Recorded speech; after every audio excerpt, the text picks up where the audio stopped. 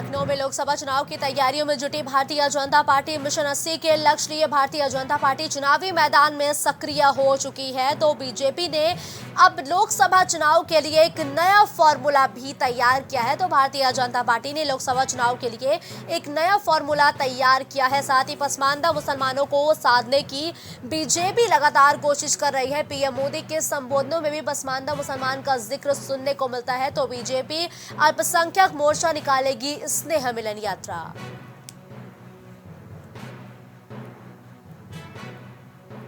27 जुलाई से पसमानदा मुस्लिम समाज के लिए यात्रा की शुरुआत करेगी भारतीय जनता पार्टी। पसमानदा मुसलमानों को साथ लाने की कवायद करती हुई भारतीय जनता पार्टी इस यात्रा की शुरुआत करेगी। 27 जुलाई से केंद्र और राज्य की योजनाओं के बारे में भी बताया जाएगा। यूपी, बिहार, बंगाल, झारखंड, उड़ीसा में ये यात्रा जाएगी। तो इन सभी राज्यों से होते हुए ये यात्रा तमाम कई राज्यों तक पहुंचेगी। छत्तीसगढ़, तेलंगाना, महाराष्ट्र होते हुए हरियाणा तक ये यात्रा जाएगी, जहां पसमानदा मुसलमानों को भारतीय जनता पार्टी की उपलब्धियों के बारे में बताया जाएगा। और 15 अक्टूबर को हरियाणा के मेवात में इस यात्रा का समापन होगा। तो 27 जुलाई को शुरू हुई ये यात्रा अक्टूबर के महीने में हरियाणा में जाकर खत्म होगी। और यूपी के 20 लोकसभा क्षेत्रों से होकर यह यात्रा गुजरेगी और उन 20 लोकसभा सीटों से होकर गुजरेगी जहां पसमानदा मुसलमान निर्णायक भूमिका में नजर आते हैं। और इस यात्रा के दौरान कई बड़े पदाधिकारी भी शामिल होंगे। विभांशु इस खबर पर तमाम अपडेट के लिए हमारे साथ जुड़ चुके हैं। देखिए विभांशु, पसमानदा मुसलमानों को अपने पाले में लाने के लिए भारतीय जनता पार्टी स्नेह मिलन यात्रा की शुरुआत कर रही है। ये यात्रा की शुरुआत कौन कौन से राज्यों से की जाएगी और समापन कहाँ होगा विभांशु? मुस्कान, आपको बता दें कि आगामी लोकसभा चुनाव की तैयारियों में भारतीय जनता पूरी पुरजोर तरीकों से जुटी हुई है। आगामी कई अभियान का कहीं ना कहीं शेड्यूल किया गया है। उसी क्रम में आपको बता दें कि महाजनसंपर्क अभियान चल रहा है।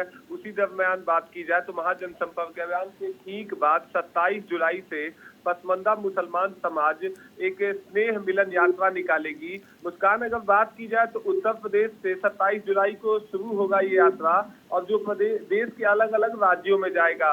इसका समापन 15 अक्टूबर को हरियाणा के मेवात में खत्म की जाएगी। और बात करें तो बिहार, बंगाल, झारखंड, उड़ीसा और छत्तीसगढ़, तेलंगाना, महाराष्ट्र समेत तमाम जिलों में कहीं ना कहीं ये यात्रा जाएगी। और पसमानदा समाज को कहीं ना कहीं और खास करके अल्पसंख्यक समाज को केंद्र सरकार और राज्य सरकार की 9 साल की नीतियों को कहीं ना कहीं गिनाते हुए नजर आएगी। और 2024 के चुनाव को लेकर बीजेपी के समर्थन में आने की बात कहते हुए नजर आएंगे। लेकिन देखिए विभांशु, यूपी के तकरीबन 20 लोकसभा सीटों पर ये यात्रा निकाली जाएगी। 20 लोकसभा सीटों पर क्या पसमानदा मुसलमान निर्णायक भूमिका निभाते हैं और किन 20 लोकसभा क्षेत्रों से ये यात्रा निकलेगी?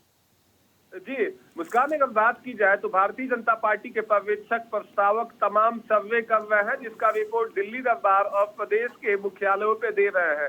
उस आधार पे जो जातिगत समीकरण के तहत देखा जाए तो जिन क्षेत्रों में कहीं ना कहीं अल्पसंख्यक और पसमानदा समाज के लोग कहीं ना कहीं निर्णायक भूमिका में है, उन क्षेत्रों में ये यात्रा निकाली जा रही है। अगर बात की जाए तो इसमें उत्तर प्रदेश के पश्चिम के तमाम जिले हैं, साथ ही साथ हरियाणा के अंदर में ऐसे तमाम जिले हैं जो कहीं ना कहीं पसमानदा मुसलमान और खासकर अल्पसंख्यक बाहुल्य क्षेत्र है। तो इसको खास मद्देनजर रखते हुए कहीं ना कहीं ये यात्रा निकाली जा रही है। और आने अगर बात की जाए तो पिछले चुनाव में भी देखा गया था 2019 के और उत्तर प्रदेश के विधानसभा चुनाव के दौरान कहीं ना कहीं भारतीय जनता पार्टी को मिश्रित आबादी वाले क्षेत्रों से खास करके मुसलमान समाज का वोट मिला था। तो उसी को मद्देनजर रखते हुए पूरी एक तरह से अपनी पैठ बनाने हुए समाज के अंदर में लगी हुई। अब देखने वाली बात ये होगी कि इस यात्रा के बाद से, स्नेह मिलन यात्रा के बाद से भारतीय जनता पार्टी के प्रति पसमानदा और अल्पसंख्यक समाज का कितना विश्वास होता है, वो निश्चित तौर से। आपने विभांशु, धन्यवाद इस खबर पर हमारे साथ जुड़ने के लिए। तो हरदोई में दारू के ठेकों में हुई चोरी। दारू के ठेकों में चोरी की खबर हरदोई से सामने आ रही है, जहां चोरों के हौसले इस कदर बुलंद हो चुके हैं कि उन्होंने दारू के कई ठेकों में एक साथ चोरी की वारदात को अंजाम दिया। चोर ने 3 दुकानों में इस चोरी की वारदात को दिया है अंजाम और तीनों ही दुकानों पर चोर लाखों का माल उड़ाकर फरार हो गए। शटर तोड़कर चोरी की घटना को बदमाशों ने अंजाम दिया है। मौके पर सीओ एडिशनल समेत थाना अध्यक्ष सांडी भी मौजूद रहे। हरदोई के सांडी तिराहा का ये पूरा मामला है, जहां चोरों के हौसले इस कदर बुलंद हो चुके हैं कि चोरों ने 3 अलग अलग शराब की जो दुकानें हैं वहां पर चोरी की वारदात को अंजाम दिया और मौके से फरार हो गए हैं।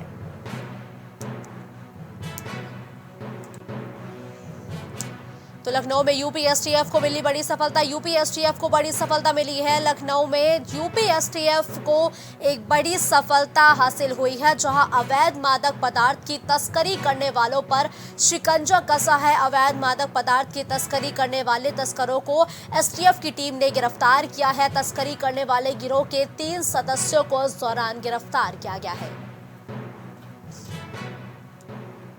तीनों अभियुक्तों को अलीगंज अंबेडकर नगर से गिरफ्तार किया गया है और ये सभी तस्करी किया करते थे और तीनों अभियुक्तों को अलीगंज और अंबेडकर नगर से गिरफ्तार किया है। यूपी एसटीएफ को बड़ी सफलता मिली है, जहां तस्करों को गिरफ्तार किया गया है। ओवैस इस खबर पर तमाम अपडेट के लिए हमारे साथ जुड़ चुके हैं। ओवैस, अवैध मादक पदार्थों की तस्करी करने वालों पर यूपी एसटीएफ ने कार्रवाई करते हुए गिरफ्तार किया है। तकरीबन कितने लोगों की गिरफ्तारी की गई है और कहां से ये गिरफ्तारी हुई है? अंतर्राज्यीय स्तर करने वाले लोग इसमें 3 सदस्य गिरफ्तार किए गए हैं। इसमें धर्मेंद्र, सरोज, अनीता सरोज। ठीक है ओवैस, से हम दोबारा संपर्क स्थापित करने का प्रयास करेंगे। तो तस्करी करने वाले 3 अभियुक्तों को यूपी एसटीएफ ने गिरफ्तार किया है और तीनों अभियुक्तों को अलीगंज अंबेडकर नगर से गिरफ्तार किया गया है।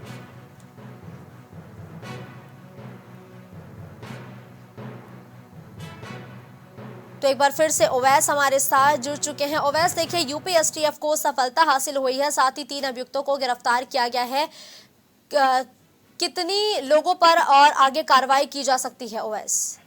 जी देखिए, बिल्कुल आपको बताना चाहूंगा कि अंतर्राज्यीय स्तर पर अवैध मादक पदार्थों की तस्करी करने वाले 3 सदस्य हैं जिनको गिरफ्तार किया गया है, जिसमें धर्मेंद्र, सरोज, अनीता और सरोज, आशु सरोज की एसटीएफ ने गिरफ्तार किया है। इनके कब्जे से 68 किलोग्राम जो है मादक बरामद हुए हैं और यूपीएसटीएफ ने इन 3 अभियुक्तों को अलीगंज जनपद अंबेडकर नगर से गिरफ्तार किया है और ये काफी बड़ी सफलता यूपीएसटीएफ को प्राप्त हुई है। जी बिल्कुल, धन्यवाद ओवैस इस खबर पर हमारे साथ जुड़ने के लिए।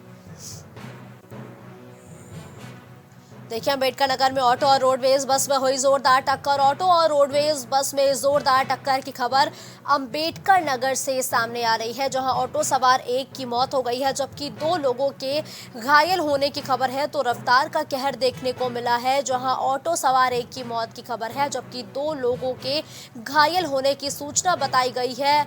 अकबरपुर टांडा मार्ग पर यह दर्दनाक हादसा हुआ है, जिसमें 1 की मौत तो 2 लोगों के घायल होने की भी खबर है। अकबरपुर से बस्ती जा रही थी परिवहन निगम की ये बस।